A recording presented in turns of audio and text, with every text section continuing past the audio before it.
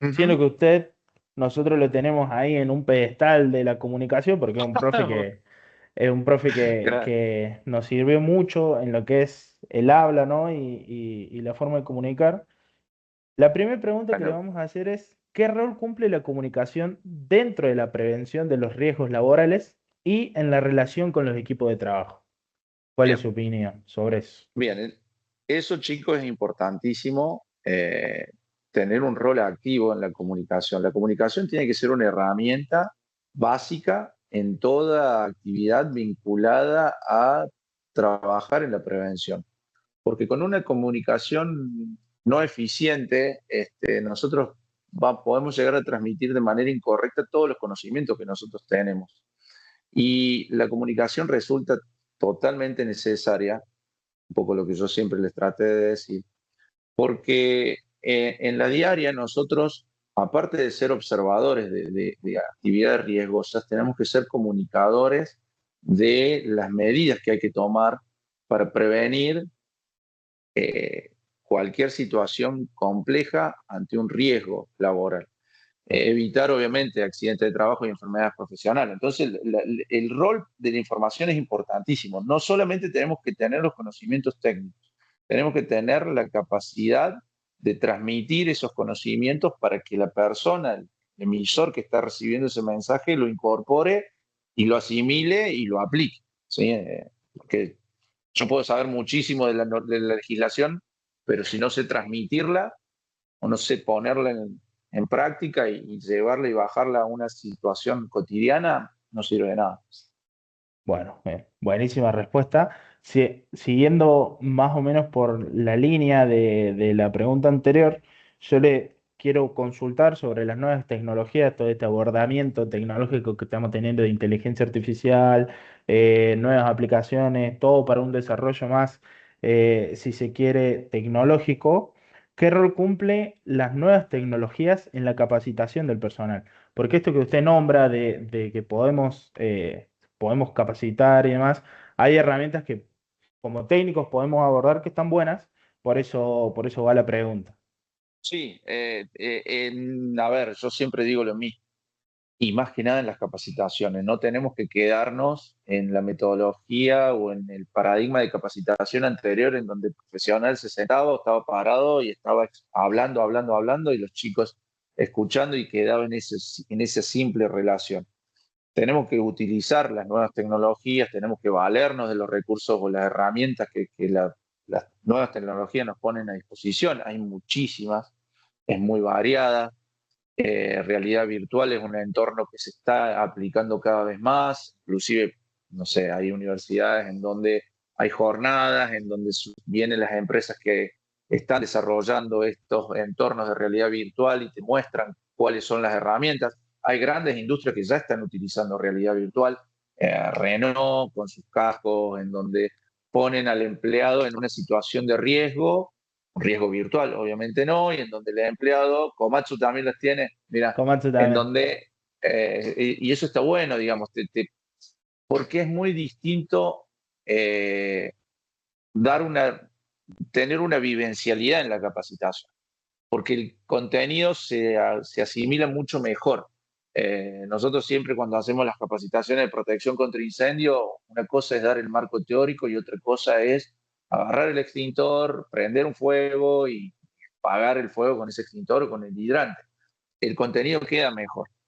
Las herramientas nuevas son vitales, son importantísimas y van a ser un diferencial en los profesionales o en los futuros profesionales porque el profesional que se quedó con la metodología vieja, tarde o temprano queda obsoleto. Qué obsoleto. Entonces, sí, es importantísimo aplicar. Bueno, y hablando un poco de esto que mencioné recién, de nueva herramienta como principal hoy, que es la inteligencia artificial, ¿cómo cree usted que la inteligencia artificial está modificando la toma de decisiones dentro del área de higiene y seguridad en el trabajo? Porque ha variado en todo y el Sí, área de la seguridad en el trabajo no se va a quedar afuera tampoco. no, totalmente. La higiene y seguridad y se están desarrollando, justamente a nosotros nos está pasando, yo tengo un primo que él es desarrollador de motores de inteligencia artificial y nos está usando usando en el buen sentido de la palabra, como testeadores de los motores para ir mejorándolos, para ir viendo qué hay que incorporarles o no, porque evidentemente la inteligencia artificial es algo que ha venido para quedarse. Yo inclusive a los chicos que tengo de alumnos en este semestre les estoy diciendo, porque nos pasó de que en las devoluciones de algunos trabajos se notaba la pura utilización de la IA y yo les dije, chicos, no desaprovechen esa herramienta, pero no desaprovechen esa herramienta. Ustedes usen obviamente la IA y la IA te sirve para darte un marco referencial de muchas cosas. Pero después está la visión y la experiencia de cada profesional. ¿Tenemos que usar la IA? Sí, tenemos que usar la IA o podemos aprovechar esa herramienta porque es también parte del avance como profesional y de esto de decir lo que yo les decía recién, no quedarte estancado. Pero que esa IA sea una herramienta que nos sirva a nosotros para eh, adquirir nuevos conocimientos, tomar nuevas decisiones, plantearnos cuestiones que antes teníamos como fijas o seguras y que a lo mejor se nos estaba escapando algo.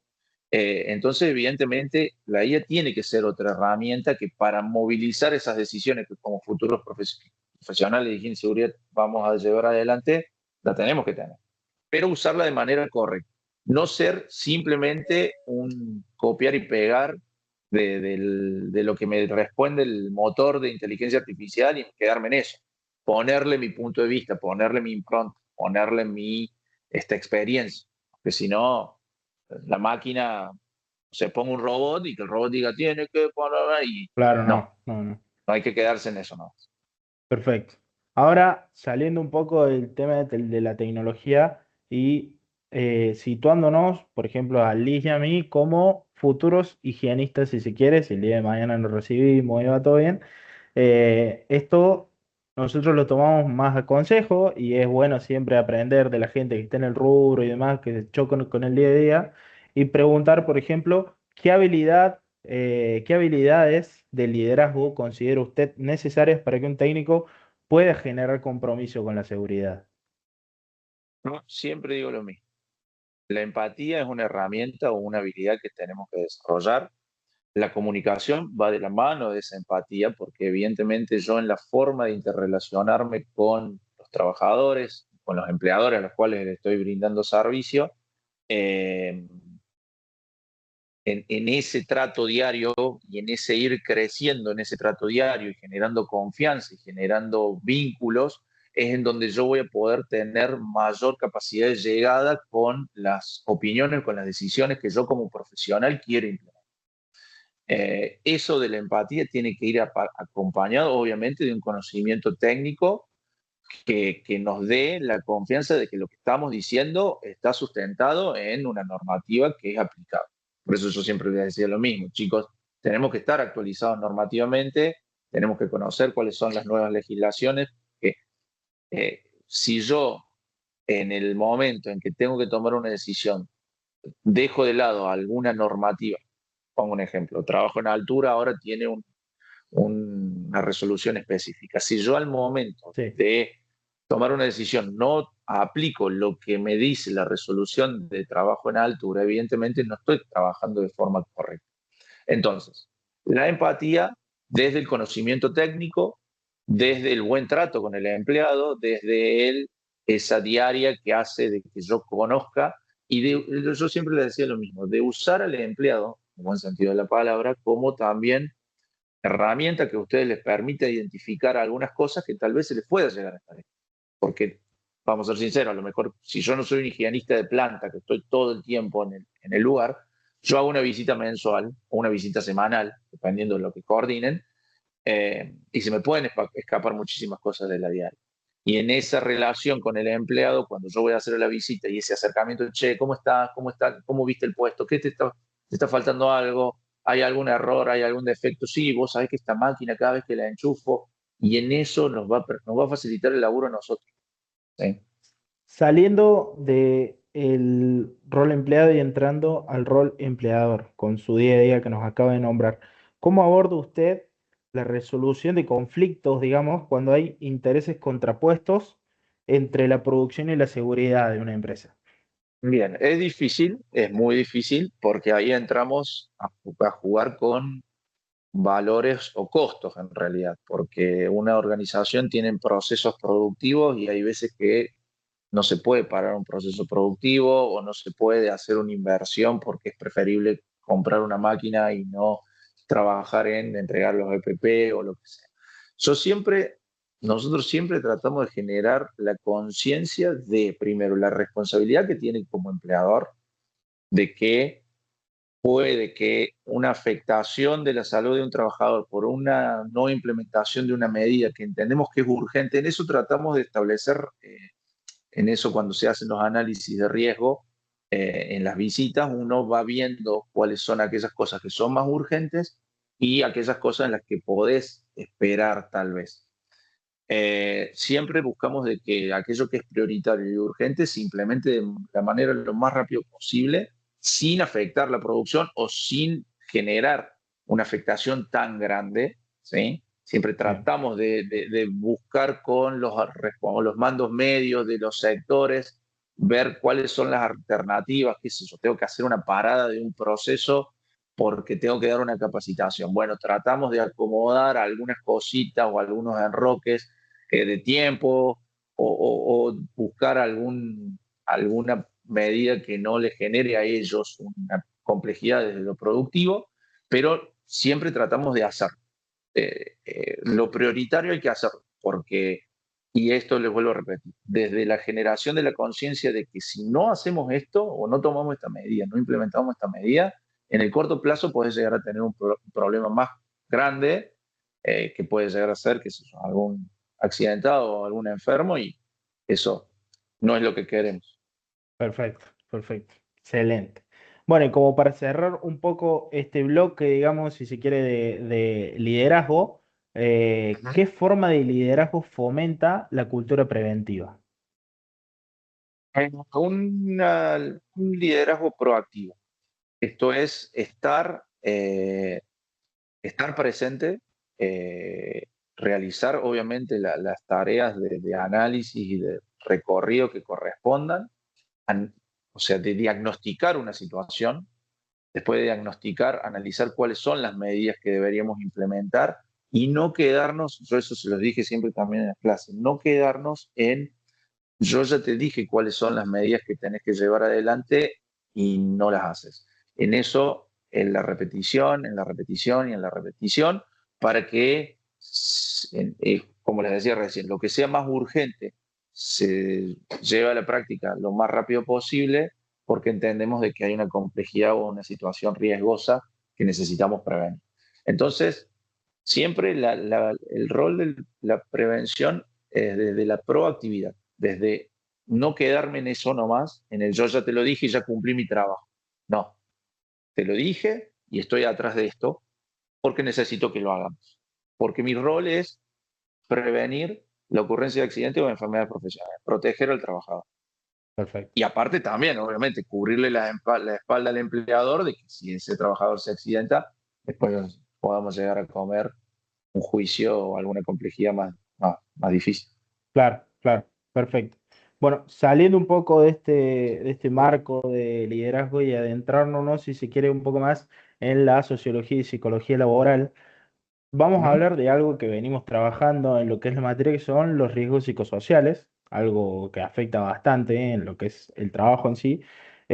¿Cuáles considera usted que son los factores de riesgos psicosociales más desatendidos, en parte por las empresas? Primero la presión, obviamente hay una situación de estrés global o generalizado en los empleados que las empresas tienen, digamos, mucha responsabilidad porque siempre estar atrás de un resultado efectivo conlleva tiempos apretados, jornadas extensas, descansos cortos. Entonces, creo que un poco eso, la presión por el cumplimiento de los objetivos, a veces, en el corto plazo, hacen de que el trabajador termine siendo sufriendo un desgaste emocional y psicológico muy grande, eh, las empresas siempre piensan en producción, productividad, productividad, productividad, productividad, sí, inclusive a costa de la salud de los trabajadores, y lo psicosocial es algo que no se estaba cuidando tanto. Ahora se está empezando a movilizar un poco más, las empresas ya tienen más noción o más conciencia sobre esto, se adoptan algunas medidas, actividades como outdoors o no sé, jornadas de puerta abierta no sé, este, capacitaciones en liderazgo, en procesos productivos, en trabajo de equipo. La empresa en la que trabajaba anteriormente se trabajaba mucho en eso, y hay mucho coach dando vuelta que está metiendo su piecito en el barro, entonces las empresas o las organizaciones están empezando a tener otra visión. Creo que todavía está bastante corto, es un proceso que va a llevar su tiempo, inclusive siempre dijimos de que los psicosociales eran lo más olvidado. En nuestro trabajo de tesis final, en el trabajo final de defensa para ser técnico, uno de los riesgos que analizamos fue la sobrecarga y el estrés emocional que tienen los agentes de tránsito de una empresa de logística, en la cual están 24/7 con el teléfono todo el tiempo conectados, Yo los y la canso. sobrecarga, claro, y la carga que tienen los choferes que están en vía pública. Hay veces que no los dejan descansar y eso es porque, no, volvió rápido porque tengo que tener la carga ya en casa. No, pero mira que estoy, no, bueno, seguí y fíjate. Y después terminamos con accidentes en la vía pública y todas esas cosas que son producto de esto, digamos, del sobre, sobrecargo de trabajo y el estrés psicosocial. Bien, bien. Sí, uno por ahí que está del otro lado por partes y del otro lado se vuelve a poner como higienista, si se quiere, se plantea todas las situaciones que pasan en el trabajo por ahí, por ejemplo, esto que dijo recién de la línea de los transportes y se pone a pensar, por ejemplo, acá hay muchos casos bueno, que es algo que estamos estudiando, que es fatiga y estrés. En mi empresa, por ejemplo, se ve mucho y es muy loco cómo se manifiesta. ¿Cómo cree usted que afecta la fatiga y el estrés a la salud?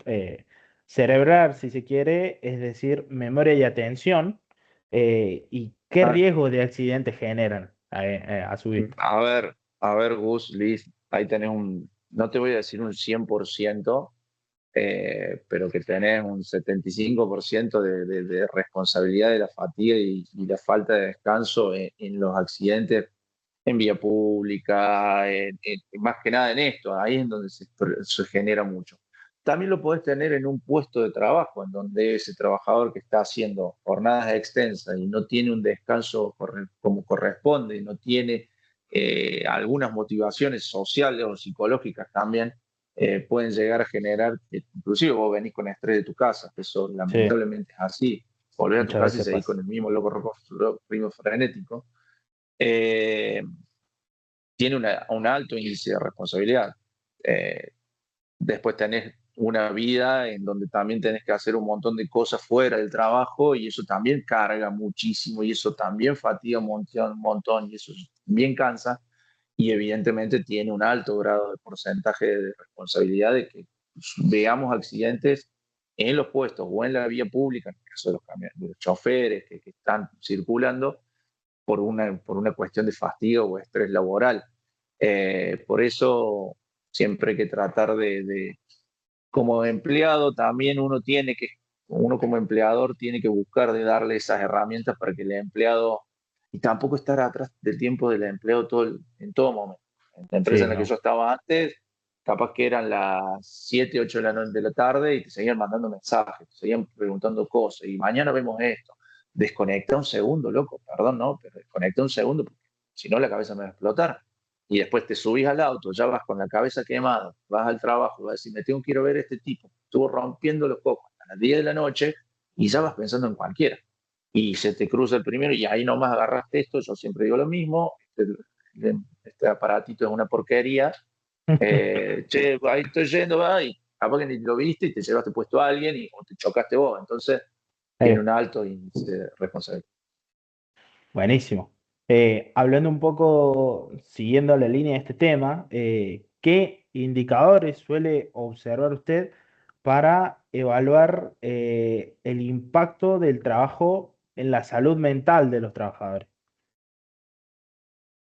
Podemos hacer muchas encuestas de satisfacción de estado laboral. Tratamos de ver esos indicadores, son interesantes. Eh, Tomamos mucho análisis del día a día o del cara a cara, en donde cuando el trabajador manifiesta alguna sobrecarga o algún exceso desde el punto de vista, digamos, psicológico, a nosotros indefectiblemente nos obliga a darnos por vuelta y decirle a los de recursos humanos, che, veamos qué podemos hacer. Esto es lo que yo les decía siempre, la relación en nuestro trabajo vamos a tener relación con muchísimos. O sea, recursos humanos se tiene que trabajar. Claro. Entonces, che, vos sabés que en la capacitación salieron estas dos o tres llamadores estas dos o tres preguntas y que nos genera la necesidad de revisar algo. Bueno, ahí obviamente en el trabajo con recursos humanos ellos tendrán que, puertas hacia adentro de recursos humanos, analizar cuáles son las mejores alternativas para trabajar ese estrés. Y también obviamente con los mandos medios de puestos de trabajo, porque son ellos los que te están comiendo el cuello con los mensajitos. Estos chicos que estaban en control de tránsito, lo volvían loco, el mando medio o el tipo que nos volvía loco, estos chicos del transporte, eran dos chicas. No daban más la flaca, decía, no, no, yo quiero renunciar. Yo tengo el Claro. tipo que me está comiendo la cabeza de 24/7. Bueno, hay que generar espacio. Desconexión es una de las herramientas. Después, bueno, los coaches ontológicos que andan dando vuelta ahora, los coaches laborales, tienen su lado de chamullo, sí tienen su lado positivo, obviamente, ¿no? Sí, obvio. Se Bueno, ríen, ya, pero bueno. ya como para darle un cierre a la entrevista y no sacarle más tiempo, yo siempre de las charlas así productivas me gusta llevarme un consejo. Me Ujú. gustaría pedirle un consejo quizá para el futuro, siendo futuro higienista con Liz y bueno, mi compañera NASA que no pudo estar. Bien, Eh, mándale un, saludos a Nas. sí, un futuro para, un consejo para el Un futuro. consejo. No dejen de estudiar, no dejen de estar atrás de la actualización, porque eso les va a dar una diferencia. No sé, no, cuando ustedes sientan que están siendo obsoletos o que se están quedando en el tiempo, busquen herramientas. Cuando vean que estás dando una capacitación en una empresa en la que ya es el tercer año consecutivo y las caras ya están como aburridas o siempre lo mismo, busquen innovar, busquen generar espacio. Les cuento un ejemplo. Cuando nosotros damos las capacitaciones en el edificio inteligente acá en Córdoba, para el simulacro de incendios, siempre era el mismo PowerPoint, el mismo modelo, entonces era aburrido. Entonces, ya los líderes son todos los mismos, todos los años. Bueno, buscamos romper algunos hielos con algunos videos. La última vez me pasó algo bastante loco que fue que yo les llevé, había visto justo la serie de Cromañón y yo siempre les digo lo mismo. Una cosa es explicar y capacitar y otra cosa es estar dentro de una situación de un incendio en donde vas a ver y sentir un montón de cosas que vos no sabes cómo va a reaccionar tu cuerpo en ese momento. Entonces quise mostrarle esas imágenes de las series de Cromañón. Y cuando estaba por empezar a pasar el video, atrás que no sé si se lo conté en clase, atrás del auditorio, un chico levanta la mano y me dice, yo soy sobreviviente. Te juro, chico, que en No, ese momento se me erizó la piel y le dije, che, bueno, perdón, le digo, yo iba a pasar esta imagen, no quiero generar, no, no, le digo, ¿lo puedo pasar? Sí, me dice, no hay ningún problema, usalo. Y eso lo usé, los chicos lo vieron, vieron las sensaciones, vieron las caras, vieron las reacciones. Entonces, siempre traten de ir hacia un poquito más, a no quedarse en el simple, cumplo mi rol hasta acá y nada más. Porque les va a dar como mayor satisfacción a ustedes. Después van a volver a su casa, se van a acostar y van a decir, bueno, hoy tuve un día bueno. Van a tener días malos, eso sépanlo. Van a tener días muy malos, donde las complejidades nos van a volver locos, o van a tener sobrecarga de cosas, y no van a dar abasto y van a decir, ¿para qué me puse a estudiar esto? Disfruten los días buenos y que los días malos les ayuden para crecer y darse cuenta que a lo mejor algo tiene que cambiar y si algo tiene que cambiar, perfecto. Siempre, siempre es un gusto hablar con usted, Gonzalo, pero para nosotros siempre va a ser el profe René. Bueno, bueno Siempre, chicos, profe. una alegría grande. A mí la verdad es algo que me gusta y creo que se nota. Y lo voy a seguir haciendo igual. Y bueno, sí, qué sé yo, es mi manera de ser y mi forma de creer de que les puedo dar un granito de arena para que el día de mañana, cuando estén en la calle, qué sé yo, sean el mejor profesional que puedan llegar a ser, obviamente, ¿no? Eso es lo Sí, señor. importante. Sí, señor. Bueno, con esto Bueno, ya podemos chicos, dar por concluida la entrevista, profe. Muchísimas gracias. bárbaro. Por favor, un placer y siempre a disposición, ¿sí? Que anden Siempre bien. sirve su Buen aporte. viernes. Muchas gracias. Dale. Nos vemos, chicos. Hasta luego. Chau, chau.